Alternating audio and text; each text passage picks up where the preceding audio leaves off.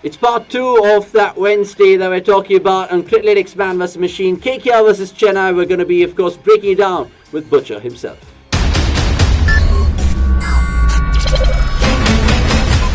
Yes, we've got Mark on the show. We, of course, wrapped up round 1, which is on the Wednesday offering, Punjab, Hyderabad. But right now, we're going to be talking about Kolkata, Chennai, 2 passionate cricketing cities, if at all anything else. Mark, we'll get straight into asking you about KKR first and foremost, because they're changing venues. Should it be possibly a change in team, given the fact that Shakib Al Hasan hasn't really looked the Shakib of his old wintage self, and Pat Cummins is doing all right? Does he need support in someone like Lockie Ferguson?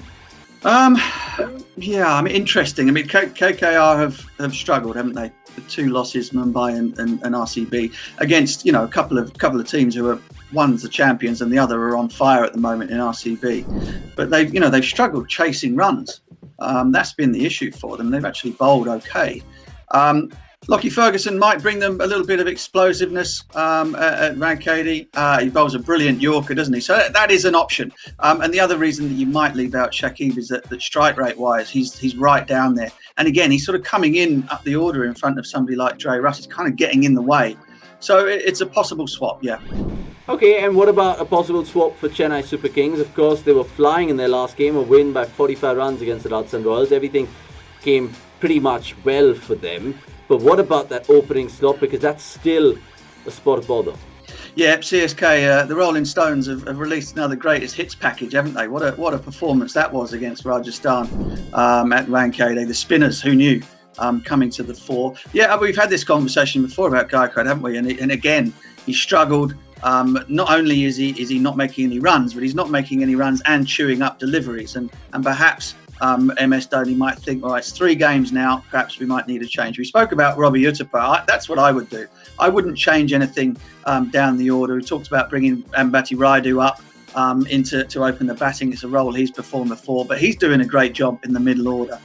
So I'd just do a straight swap, bring Uthappa in, give Gaikwad a bit of a chance to sit down and rest his bones and have a think about things. And then the rest of the order can stay exactly the same. That they've got all of that all-round power in Moeen Ali, Bravo, Jadeja, Sam Curran, for goodness sake. You don't really need to change much in that middle to low order for Chennai. They've got it sewn up. So that's how I would do it anyway. What about MS Dhoni, the captain? Because at the end of the day, the spotlight was on him. Of course, post-match he admitted, and he said one thing which is really interesting: performances aren't, of course, guaranteed. Fitness is, and he's looking after the controllable, which is, of course, the latter, which is the fitness part of it. How long can an IPL team, considering it's the toughest T20, accommodate a player, especially a non-performing batsman? Yeah, I mean, it's interesting, isn't it? I guess one thing you could say is that MS Dhoni pulled a rabbit out of the hat captaincy-wise to turn that defence down against Rajasthan Royals. And as a captain, there's probably still few captains in world cricket who are as astute and as cunning and as clever as MS Dhoni. So almost for that reason alone, he's worth his place in the side. And as I mentioned before, they've got so much power coming in behind it. I think perhaps what MS Dhoni might look to do at some point is swallow his pride a little bit and just slide down the order and let the youngsters get in front of him and bang away if he's struggling with that. But at the moment, he's the leader of the team. He plays. Okay, he plays indeed, but where would you bat him, Butch? Because he admitted yesterday as well, the first 6 balls of his innings could have cost his team the game, but maybe on another day. Is he right to say that? Well, yeah, I mean, he knows better than anybody else. And as I've said before, all of the guys coming in behind him, in Curran and Bravo, even Shardul Thakur, can all hit. And so, he has the opportunity there in terms of the depth of his batting lineup to just let them go in front of him. I mean, I don't see that there's any problem with doing that. The man has nothing to prove. Yes, he's struggling a bit. Yes, he's getting on a little bit. But still, he's the leader. As I said, he's the leader of the team. Brilliant tactician. And he will have his day. He'll have his chance to go in there needing, 18 off and over, and he'll pull it off one day. At the moment, perhaps consistency-wise, there are other players who are more suited to that, and they should go in ahead of him. Yeah, and he's the first to have that humility and accept that. He of course, shed light on Sam Curran, Ravi Jadeja, and how they act as a catalyst to just speed up the innings. But that was your 1 minute, Butch, which in turn became 2 minutes, but we love it. Your thoughts on MSD. Let's move on to your predictions and see how much we love them, Butch, because it's been going awfully wrong for you. Yeah, it's not been good. It's been shambolic, in fact. But, you know, early days. I'll tell you a punt that Lara took, because he always wanted to know what the Criclytics machine thought first. I'm going to do it the other way around to really test your cricket intuition. Is that fair? Well, you know, I'm already miles behind. Why not? Why not make it more difficult for me? You know, you're quite happy to let the Prince of Trinidad sort of have the machine guide him, but not me. But that's fine. It's all good. It was just early days, baby steps for him, but we'll give you the same treatment for at least this show, and we love that. Batsmen, we'll start with them as usual because they're the willow wielders, so to speak. Nitish Rana is what Criclytics reckons. I'll tell you exactly what the machine thinks. It's going to stick its money on just this man. Can you believe it or not? Just one guy. Yeah, that's a pretty solid pick, isn't he? What's he got? 155 runs in the tournament so far. Interesting. I mean, you know, Chennai made that total in the previous game without anybody beating 33, which was Faf du Plessis in the last game. So they're making their runs a different way. I'm going to go for 2 if that's all the same to you. I will have Suresh Raina for KKR, and I'll have Nitesh Rana. Raina for CSK and Nitesh Rana for KKR. Okay, so basically you're going with the machine and you have your side additional pick. We'll give you that bonus pick because of course you haven't got the rub of the green going your way. Bowlers then, and the 2 pacers which pop up, and it's what Criclytics thinks, is Deepak Chahar and Pat Cummins. Both of course, who've impressed you leaps and bounds. Interesting. Very interesting indeed. Chahar has been superb. I think it was one area perhaps where CSK aren't overblessed is in the fast bowling department, and so I'm quite happy to go along with Pat Cummins. But I also, oh goodness gracious me! I mean, I really like what Moeen and Jadeja did the other night. So I'm going to go for Jadeja as a bowler. Yeah, man. No, you can't pick him as a bowler. I'm not allowing that. I can't pick him as a bowler. No, he's an all-rounder. He's an all-rounder. You know he's an all-rounder, Butch. Come on. Well, I know that, but I was trying to cheat.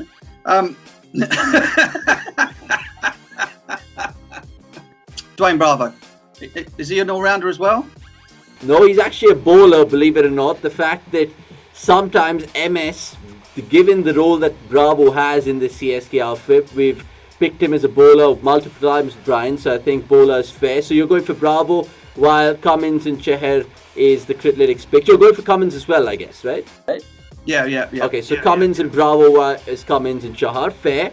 I love it. It's just one thing separating y'all, basically. All-rounders, and this is where you can have your Moens, your Jadejas, your Currans, but 2 names, please, because there are quite a few of them. Yeah, okay. Well, Dre Russ. Okay. And Moeen or Sam Curran. Moeen. Wow, you've stuck with Moeen. I mean, last night I asked you about these 2. You said they were inseparable, but wouldn't you love to have both of them, considering the fact that they might really get the edge over KKR in this one? And why are you picking Russell, if I may ask? Why am I picking Dre Russell? Well, he has 6 wickets. I don't think that KKR will make the mistake of leaving him until it's too late. So that's why I've gone for him. The recency bias in all the selections you make, Mark, are just out there to see. You got to just be more coy about it because the robot picks these things up quite quickly. Wicket-keepers then, would you go against the man MS Dhoni? Because the last time out you went for Sanju Samson and it was MS Dhoni who turned out trumps. Yeah, it was. I mean, we've just talked about MS sliding down the order, haven't we? Goodness gracious, what's the computer gone for? It's actually gone for MS Dhoni in this one, despite Dinesh Karthik batting higher up than MS. Well, in that case, I'll go for Dinesh Karthik. Okay, just to play safe and not to lose a point there. Completely understandable. But here's one for you, because this is a real head scratcher. Would you go for Morgan's Kolkata or MS Dhoni CSK? I'll tell you what Criclytics says, because I don't want you to have that knowledge right now. I'm going for CSK. Are you sure? I'm sure. Do you want to lock that answer in? I've locked it in. Okay, because you side with the machine then. 59% of the win predictor suggests that CSK is going to get the win in this one. Maybe the conditions will favour them more. But just going into this game, do you think that these two sides still need to prove themselves to compete with the big boys? Well, I mean, I had both of these two I have KKR in the final four here. I suppose the one worry, I suppose, for KKR is that they haven't managed to sort of become a cohesive unit as yet. And that's the one thing that you could say that CSK have managed over the last couple of victories. It's not been based a lot around sort of, singular performances. It's the whole 11 has kind of come together to win the matches. KKR need to find a formula and find an 11 that can bind together and one another. If they can do that, then the individuals will stand out. They speak for themselves. But at the moment, Morgan is struggling to kind of knit them together. I think it's two heavyweights going head-to-head who are maybe on the decline, but they'll have their say, of course, in this year's competition. The two-time winners in KKR and the three-time champions in CSK. It's going to be a riveting clash, and we'll break it down for, of course, all of you guys back home with Mark post-match, so stay tuned for that. Until then, it's a goodbye from all of us, and thank you, Mark, for making your presence felt.